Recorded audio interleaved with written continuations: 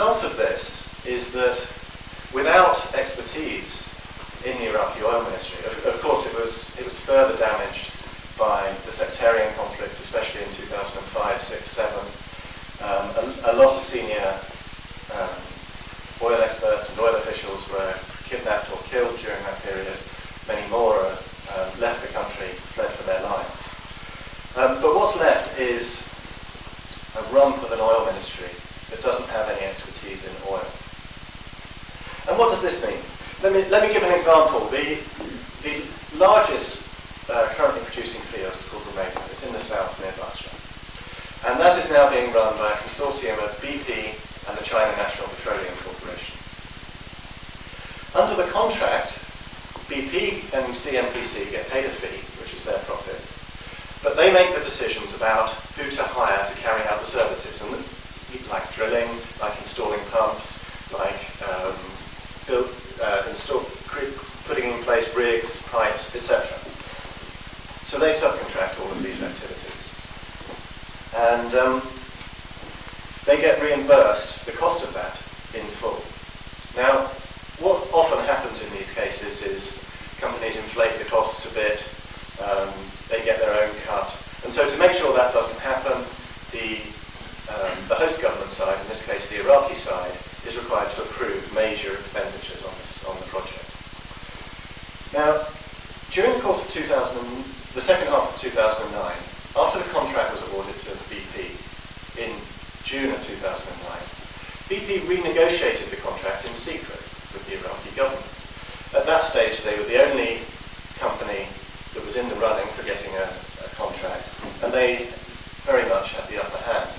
And during the course of those negotiations, a few important things happened, but I'm going to mention one of them. The important one was that the Joint Management Committee, which includes both Iraqi representation and BP-CNPC representation, was required to approve the major expenditures on the field. That's normal, that happens in the oil industry around the world. But the threshold at which they approve it, in the model contract, in the public auction, where BP and CNPC won this deal, the minimum was set at $50 million, i.e. everything above $50 million requires Iraqi approval. That's a sensible provision. During the renegotiations, this threshold was moved up to 100 million, plus it was added that if the Joint Management Committee didn't make a decision within 1 month, then it would be assumed approved. Now, just over a year, about 14 months ago, in March last year, BP and CNPC awarded the contracts for drilling on the Rumaila field. And they awarded these contracts to 3 companies, one of which is called Daking Petroleum. It's a Chinese company and happens to be a subsidiary of the China National Petroleum Company, the company which awarded it the contract. The price Daking would charge BP and CNPC for drilling was $8 million per well. The going rate in Iraq is usually about $2 to $3 million per well. So they were going to drill for 3 times the usual cost.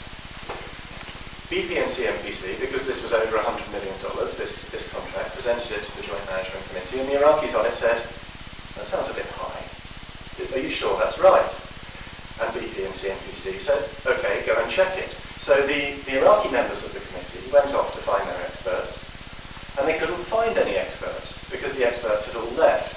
And they went around looking for consultants, trying to get some advice on whether $8 million per well was a reasonable cost or not. It took them more than a month, so their approval was assumed. And while a lot has been made of the fairly small rate of fees which is paid to the likes of BP and CNPC, essentially, in that case, they're profiting under the table because a subsidiary of CNPC is getting paid 3 times the going rate to drill wells and getting reimbursed in full by the Iraqi government. I'd like to reflect on 2 remaining things before I finish. The first is, did the US and Britain get what they wanted? And the second is, do we have a cause for hope in the future? Did they get what they wanted? Well, as I said, in 2009, these 12 contracts were signed. They account for about 60% of Iraq's reserves. On the face of it, it looks like perhaps they did get what they wanted. Under these contracts, Iraqi oil production is expected to increase radically. The contracts say it will increase by 10 million barrels a day. That's an addition of 10% to global oil production. It's likely to crash the oil price, break OPEC, and put us back into a phase of low oil prices. Again, it looks like they got what they wanted. But there is an exception to this, in that this struggle isn't over. And the reason it isn't over is that those contracts aren't legal. Under Iraqi law, dating back to the 1960s, during the period while nationalisation was underway, there are laws which state that the Iraqi government can sign strategic oil field contracts, but to do so, it must get the approval of Parliament. And that remains the law. Even Saddam Hussein, when he did sign contracts in the 90s with foreign companies, he took it to the Parliament. Okay, Parliament's perhaps not an accurate description of it in those years, but still, the important thing is, he felt it necessary to do it. He didn't do it by decree. These laws remain in force today, and the Iraqi government has said, we're not going to take it to Parliament. They might say no. And very likely they would, because there is enormous Iraqi opposition to foreign control of their oil for very good historical, cultural and technical reasons. The reason it is still illegal, you might ask why after 8 years haven't they made it legal? Well, actually they tried and they failed. In 2006, an oil law was drafted under the sponsorship of the Americans that would remove this requirement for oil contracts to have to be approved by the Parliament. It would repeal that law from 1967. This of course, is the democracy that was created in Iran. And so the Americans pushed for an oil law to be drafted. It was drafted in summer 2006. Then they pushed for it to be passed. And it didn't pass for several months. In late 2006, it started to leak out. In particular, the Oil Workers Trade Union, led by Hassan Juma, who I mentioned earlier, did a lot of work to circulate this draft and to explain what it meant. And by the end of 2006, all of Iraq's 5 trade union federations agreed that they would fight this oil law. I was at the meeting when they decided to. The Americans were quite dismayed at the prospect of the law not passing. This was their top strategic priority. And you may remember, in January 2007, then President Bush announced a surge of troops. He sent an extra 25,000 troops to Iraq, 28,000 actually.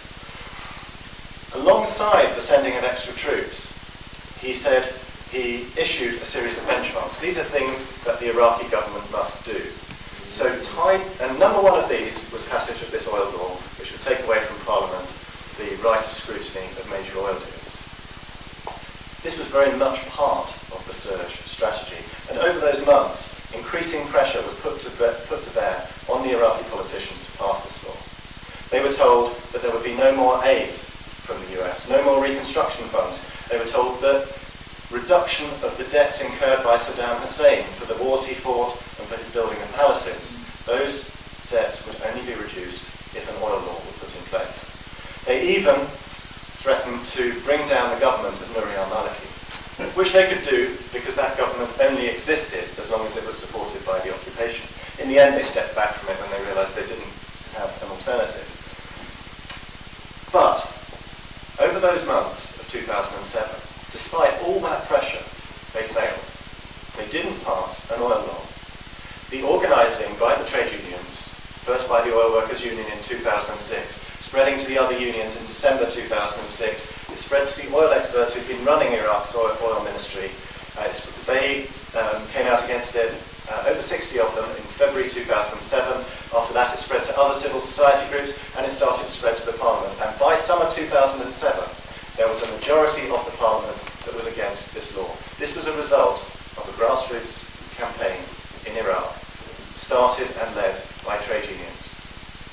Now imagine the circumstances in which those trade unions were operating. They were facing death threats, some of them were being killed, many were being arrested.